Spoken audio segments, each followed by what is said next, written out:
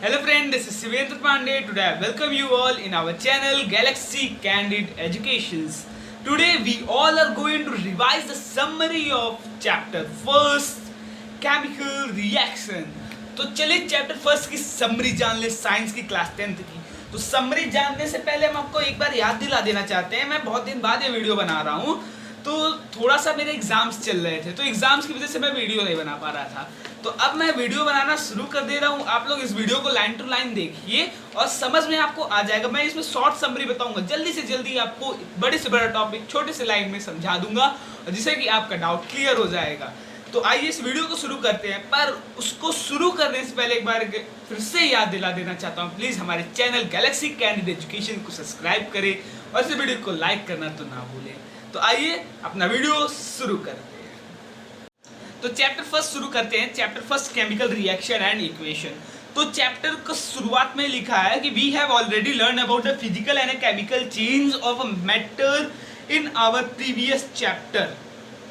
देखो, हम लोगों ने पहले ही पढ़ चुका है कि फिजिकल चेंज क्या है, केमिकल चेंज क्या है। तो आखिर आप लोग को अगर अभी भी नहीं याद है तो रिकॉल कर लेते हैं। फिजिकल चेंज होता है रिवर्सेबल चेंज, जो रिवर्स किया जा सके, मतलब वापस पहली स्टेट में बदला जा सके। और केमिकल चेंज क्या होता है? इरिवर्सिबल चेंज, जो वापस अपने पहले स्टेट में ना बदले, मतलब कि ऐसा चेंज हो जो स्टेट, मतलब जिस प्रोडक्ट का फॉर्मेशन हो रहा है, जिस चीज का चेंज हो रहा है, वो वापस अपने पुराने प्रोडक्ट में बदल जाए तो हो गया फिजिकल चेंज। अगर वो प्रोडक्ट में नहीं बदला तो इसका मतलब हो गया केमिकल चेंज। एग्जाम्पल में ले लेते हैं, जैसे कुकिंग ऑफ फूड। अगर आपने भोजन बना दिया, फूड पका दिया, तो उसमें क्या होता है, जब फूड बन जाता है तो आप क्या वापस उसके रॉ मटेरियल में आप बदल सकते हैं? भोजन के बनने के बाद आप वापस अपने पुराने वाले उसके मटेरियल्स में बदल सकते हैं? नहीं ना। जैसे बर्निंग ऑफ पेपर, अगर आप पेपर को जलाएं, we burn a paper. If we burn a paper, then the material which is came out in the product which we get out which cannot be reversible, so this type of change is called a chemical change. आप physical change की example ले लेते हैं, जैसे कि मैंने एक ice का टुकड़ा, मतलब बर्फ का टुकड़ा ले लिया और उसको मेल्ट कर दिया। मेल्ट करने के बाद क्या आप उस वाटर को वापस आइस में बदल सकते हैं? हाँ, बदल सकते हैं। वापस फ्रीज कर देंगे तो बदल ही जाएगा। तो इसका मतलब वो बदल सकता है तो वो फिजिकल चेंज हुआ। तो इसी से ही क्लियर हो गया कि फिजिकल चेंज और केमिकल चेंज क्या होता है। ज्यादा दिमाग लगाने की जरूरत नहीं है, सबसे आसान चैप्टर है ये। चैप्टर का नाम ही है फिजिकल, मतलब केमिकल रिएक्शन एंड इक्वेशन, और शुरुआत किससे हो रहा है? फिजिकल चेंज और केमिकल चेंज से। ये रहा चैप्टर का फर्स्ट पेज। अब इसी से शुरुआत करते हैं आगे की। अब यहाँ पे एक एक्टिविटी 1.1 है, बहुत इंपॉर्टेंट एक्टिविटी है, अक्सर एग्जाम में पूछी जाती है। ये एक्टिविटी कह क्या रही है कि जो मान ली, देखिए आप मैग्नीशियम रिबन लिया गया है, उसको जलाया जा रहा है, पर जलाने से पहले उसको अच्छे से साफ किया जा रहा है। अब इसका रीजन हमेशा पूछता है कि why magnesium ribbon is cleaned before burning. अच्छा, वो मैग्नीशियम रिबन क्यों पोंछा जाता है, साफ किया जाता है कि उसको जलाने से पहले? देखो रीजन बहुत आसान है। अगर मैग्नीशियम ऑक्साइड को आप देखेंगे तो मैग्नीशियम रिबन है वो अपने ऊपर ऑक्सीजन का एक लेयर बना लेती है, वो रिएक्टिव है ऑक्सीजन से। अगर वो लेयर बना लेगी तो उसको पहले पूछते हैं कि वो लेयर जो है वो साफ हो जाए, तब उसको जलाए, तब उसका रिएक्शन देखें। वो ऑक्सीजन के कांटेक्ट में ही बना लेती है और हमेशा उसको पूछा जाता है सैंड पेपर से। तो यही सब रीजन है। अब इसके आगे चलते हैं। आगे चलने से पहले हम लोग पहले एक बार जान ले कि केमिकल रिएक्शन क्या होता है। देखो, जब व्हेन टू और more substance react with each other and form a new compound with new property is called a chemical reaction. दो से ज्यादा सब्सटेंस एक दूसरे से, या दो से ज्यादा सब्सटेंस एक दूसरे से रिएक्ट करें, नया सब्सटेंस को फॉर्म करें नए प्रॉपर्टीज के साथ, या हो सकता है कुछ सिमिलर प्रॉपर्टीज रहें, उसी को कहेंगे केमिकल रिएक्शन। अब देखो यहाँ पे आपके बुक में दिया है कि कुछ ऐसे मतलब ऐसे केमिकल रिएक्शन, जो अगर केमिकल रिएक्शन टेक प्लेस होता है तो उसको डिटरमाइन किया जा सकता है, उसको पहचाना जा सकता है कुछ उनके पहचानों से। जैसे चेंज इन स्टेट, कभी कभार केमिकल रिएक्शन होता है तो स्टेट चेंज हो जाता है। फिर चेंज इन कलर, जब केमिकल रिएक्शन होता है तो कलर का भी चेंजिंग आता है। फिर change in gases, chemical reaction होता है तो गैस की भी चेंजिंग, मतलब गैस निकल जाता है, इवेल्युएशन हो जाता है, इवेल्युएशन इन गैसेस। और फिर चेंज इन टेम्परेचर, टेम्परेचर की भी चेंजिंग आती है। अब इसका एग्जांपल्स आपको देखना है तो मेरी एक वीडियो, प्रीवियस वीडियो में जाके आपको देखना पड़ेगा, जिसका लिंक हम डिस्क्रिप्शन में डाल देंगे। अब आगे चलते हैं। केमिकल इक्वेशन क्या होता है? देखो भाई, जब केमिकल रिएक्शन हो रहा है तो उसको रिप्रेजेंट भी तो करना पड़ेगा।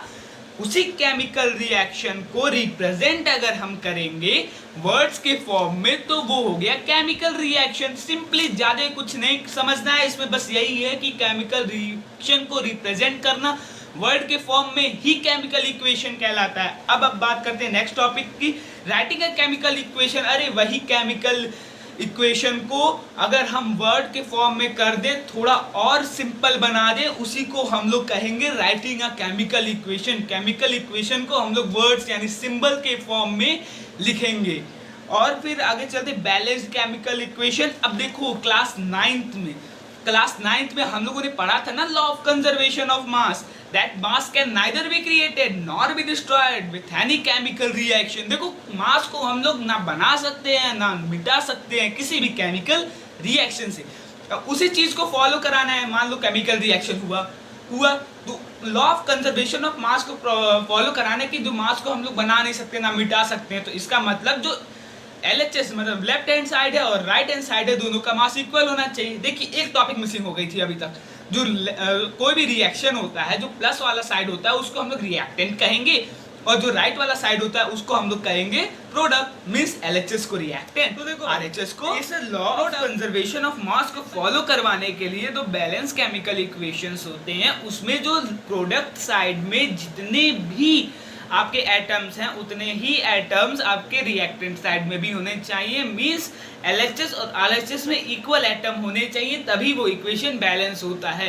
एग्जाम में अगर आपने किसी भी रिएक्शन का एग्जाम्पल लिखा तो उसमें आपको जो भी एग्जाम्पल आप लिखेंगे या आपको एग्जाम पेपर में कोई भी एग्जाम्पल आपको मिलता है तो वो बैलेंस्ड एग्जाम्पल मिलता है। और अगर कोई एग्जाम्पल आपको दे बैलेंस करने के लिए तो वहाँ पे बैलेंस नहीं होगा, वहाँ आपको करना रहेगा बस।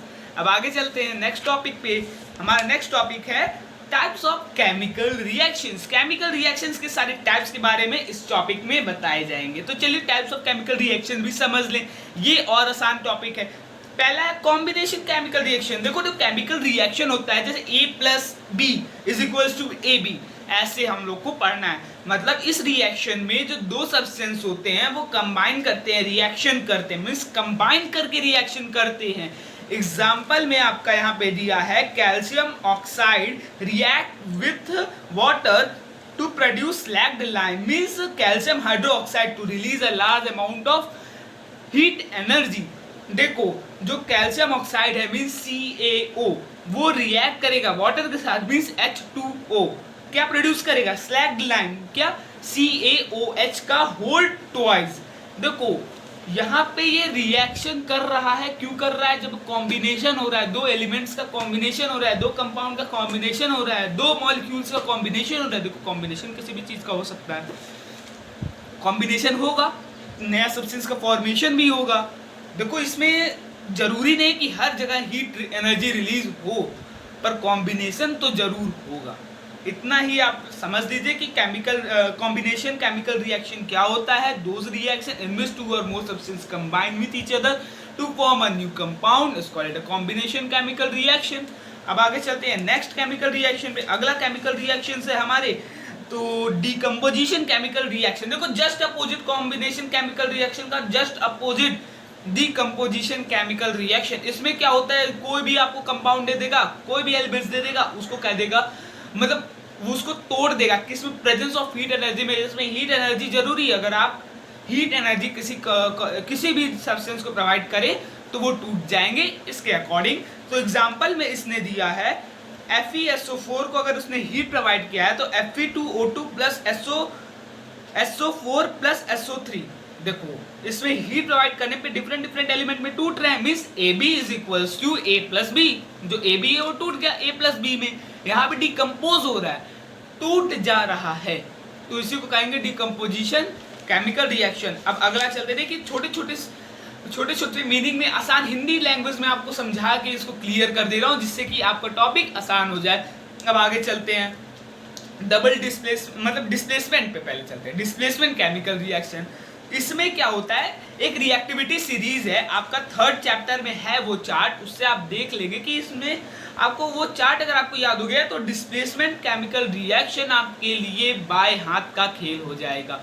डिस्प्लेसमेंट केमिकल रिएक्शन में क्या होता है, जो हाईली रिएक्टिव एलिमेंट्स होते हैं वो लेस रिएक्टिव एलिमेंट से रिप्लेस हो जाते हैं।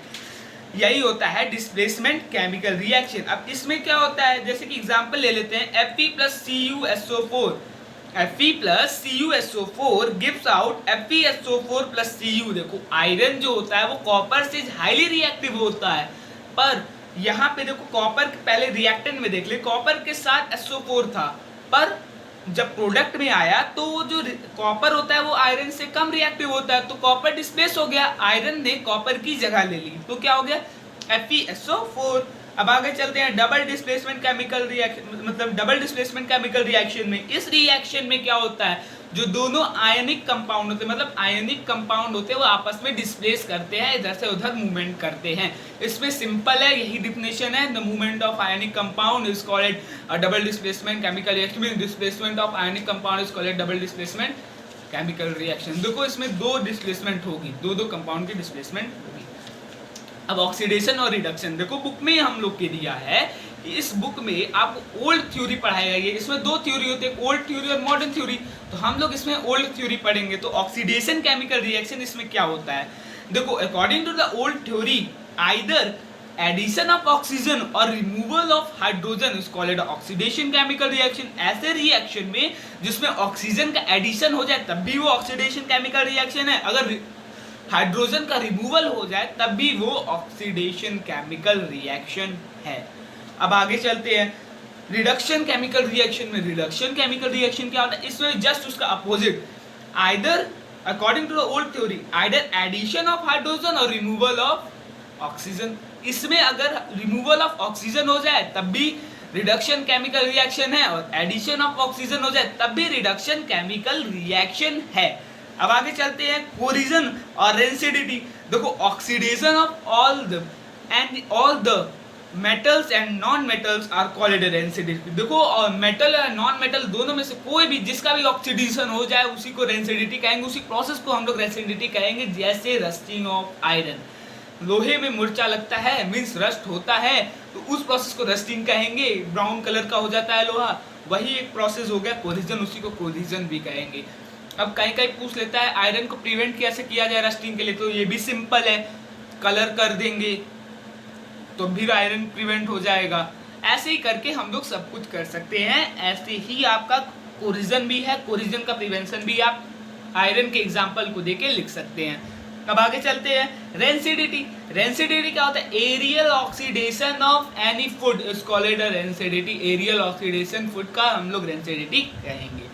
यही सब है, तो देखिए हमने शॉर्ट में इसको कंप्लीट कर दिया। अगर आपको ये वीडियो समझ में आया होगा तो हमारे चैनल गैलेक्सी कैंडिड एजुकेशन को सब्सक्राइब करें और इस वीडियो को लाइक कर दें। Thank you.